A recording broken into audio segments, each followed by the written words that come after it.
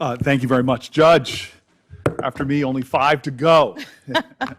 But sit back for a second, because I don't have questions right away. I actually have a number of things I just want to say, because this has been not a surprise, given the history that we all know, not a surprise, but perhaps a little bit of a disappointment, some of the things that have been said in this hearing.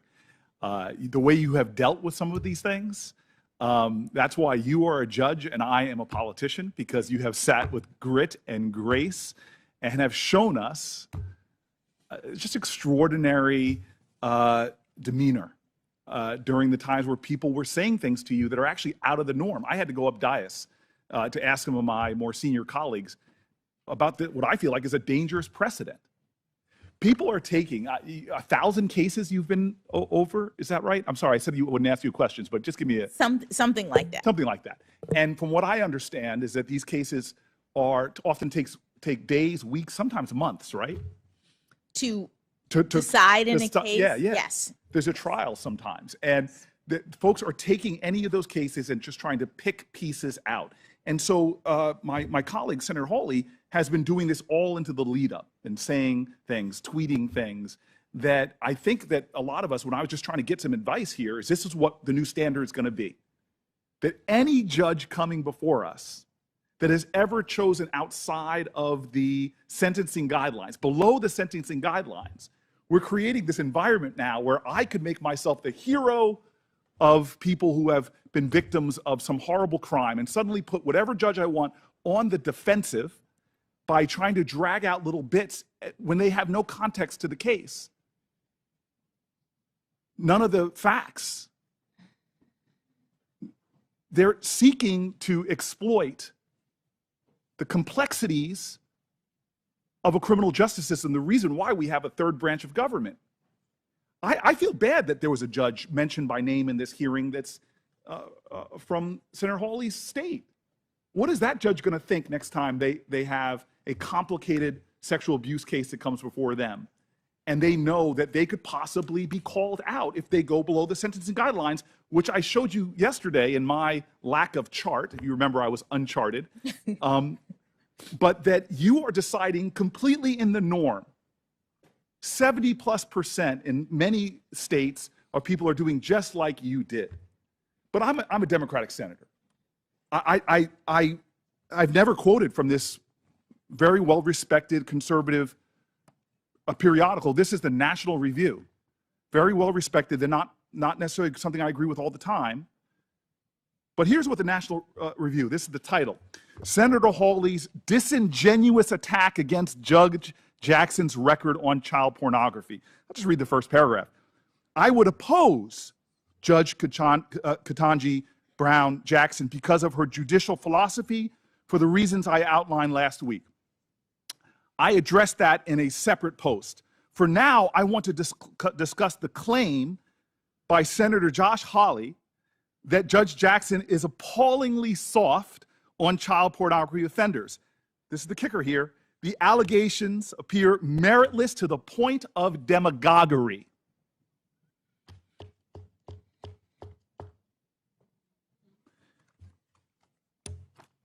I got letters from leaders of victims' rights groups, survivors of assault, all saying sort of the same thing with the National Review. Feel proud about yourself. You brought together right and left in this calling out of people that will sit up here and try to pull out from cases and try to put themselves in a position where they're the defenders of our children. To a person who has children, to a person whose family goes out in streets and defends children. I mean, this is a new low. And what's especially surprising about this is it didn't happen last year. You were put on a court that I'm told is considered like the second most powerful court in our land. And you were passed with bipartisan support. Nobody brought it up then. Did they not do their homework? Were they lax? Did they make a mistake? I wonder, as they ask you the question, do you regret? I wonder if they regret that they didn't bring that out. No. Why? Because it was an allegation that is meritless to the point of demagoguery. You are, I don't mean this in any way, because if anybody called me average, I would be upset, but you are a mainstream judge. Your sentencing, I've looked at the data, falls in the mainstream on everything from child sexual assault to all the other issues that people are trying to bring up. Some of these things that are being cast at you, that you called George Bush a war criminal, come on, that is painful. Especially because, as you said, the brief change, these are names that you have to put in. And we're talking about a real issue that goes to the core of our values, torture. Barack Obama was named once Bush left office. There is an absurdity to this that is, it is almost comical if it was not so dangerous.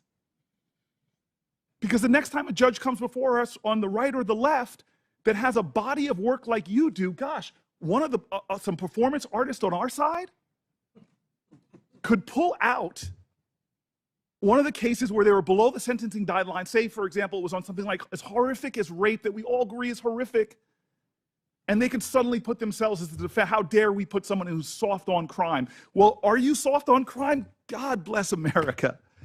I got this great text. I've become really good friends with the folks at the FOP from my negotiations, and this was my favorite text. You all got to get this. I think my brother Kennedy might get a kick out of this. He goes, things that are uncountable, stars in the sky, grains of sand on the beach, and the number of times Democrats will mention that the FOP endorsed Judge Jackson in this hearing. But let me mention it again. Just in case my people say you're rough on crime folks really want to try to make that stick. You were endorsed by the largest organization of rank and file police officers. You were endorsed by the bosses, the largest organization of chiefs of police. And you were endorsed by Noble, who I hope people find out more about that organization. You got uncles that are officers. You got a brother, not just an officer, who went to serve after 9/11. Your family's not soft on terrorism. He went out there to capture and kill and defend this country from terrorists. I actually sitting back here and finding this astonishing, but then I do my homework. I love that my colleague brought up Constance Baker Motley. You know, when she was getting to the floor of the Senate, they were trying to stop her with outrageous accusations. You know what the accusation was back then? She was a communist. Dragging up stories, trying to throw anything that they might stick. But this is what you and I know. Any one of us senators could yell as loud as we want that Venus can't return a serve. We could yell as loud as we want that Beyonce can't sing. We could yell as much as we want that astronaut Mae Jemison didn't go all that high. But you know what? They got nothing to prove. As it says in the Bible, let the work I've done speak for me. Well, you have spoken. You started speaking as a little girl, watching that man right there try to raise a family and study law while your mama supported everybody. You spoke in high school when you started distinguishing yourself. And you know what you said when they told you couldn't go to Harvard? Watch me. I went to law school. I didn't serve on the law review. You did.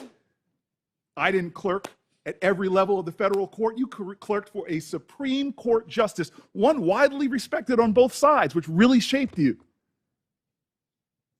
You left there and you went to private practice, and you know what you found? This is what you told me. That you had those tough choices that working moms have to make, the demands of a private law firm, raising your kids. It just didn't add up. You went before this Senate 3 times in a bipartisan manner. God bless America. We don't do that much stuff bipartisan around here.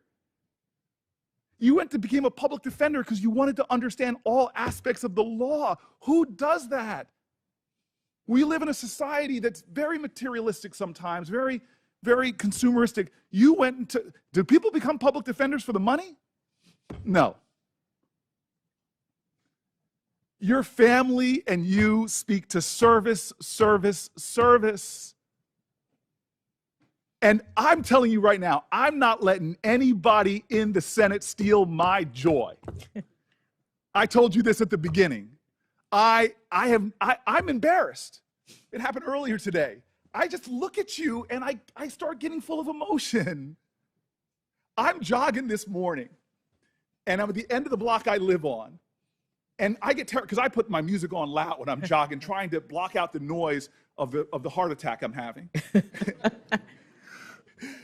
And this woman comes up on me, practically tackles me, an African-American woman. And the look on her eyes, she just wanted to touch me because I'm sitting so close to you, and tell me what it meant to her to watch you sitting where you're sitting.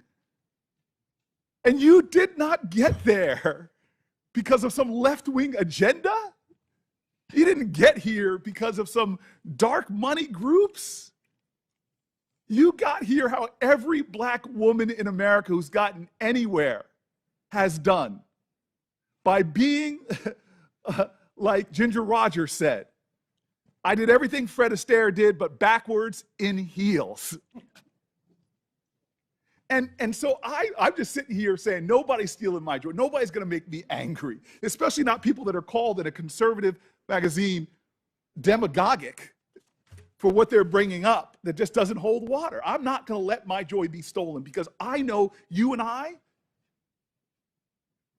we appreciate something that we get that a lot of my colleagues don't. I know Tim Scott does. When I first came to this place, I was the 4th black person ever popularly elected to the United States Senate. And I still remember a lot of mixed people, white folks, black folks work here, but at night when people are in line to come in to clean this place, the percentage of minorities shift a lot. And so I'm walking here, first week I'm here, and somebody who's been here for decades doing the urgent work of the Senate, but it's the unglamorous work that goes on no matter who's in offices. The guy comes up to me, all he wants to say, I can tell, is, I'm so happy you're here. But he comes up and he can't get the words out, and this man, my elder, starts crying. And I just hugged him, and he just kept telling me, it is so good to see you here. It's so good to see you here. Thank you, thank you, thank you. I love my brother Tim Scott. We could write a dissertation on our disagreements. He gave the best speech on race. I wish I could have given good of a speech. But talking to the challenges and indignities that are still faced. And you're here. I was in the White House with my Democratic colleagues, and I'm in my joy. I can't help it. and the president's asking our advice, who should we nominate and whatever. And I look at Kamala and we have a knowing glance, which we've had for years when she and I used to sit on this end of this committee at times. And then I try to get out to the president what it means. What it means.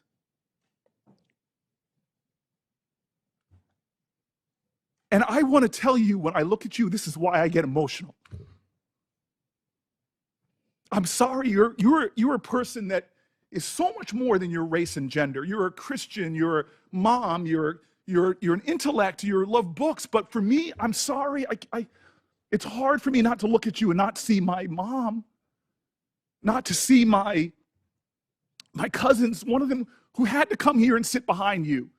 She had to have your back. I see my ancestors and yours. Nobody's going to steal the joy of that woman in the street, or the calls that I'm getting, or the texts. Nobody's going to steal that joy. You have earned this spot. You are worthy. You are a great American. Your hero is Constance Baker Motley. Mine, she has sat on my desk for my offices that I've held. She's my icon of America. Her name is Harriet Tubman. There is a love in this country that is extraordinary. You admitted it about your parents. They loved this nation, even though there were laws preventing them from getting together. When they were loving, there were laws in this country that would have prevented you from marrying your husband. It wasn't that long ago, it was last generation. But they didn't stop loving this country, even though this country didn't love them back.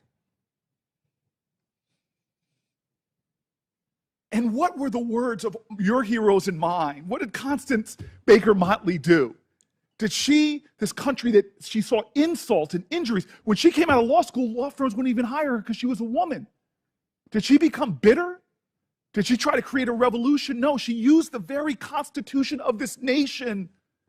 She loved it so much, she wanted America to be America. As Langston Hughes wrote, "Oh, let America be America again.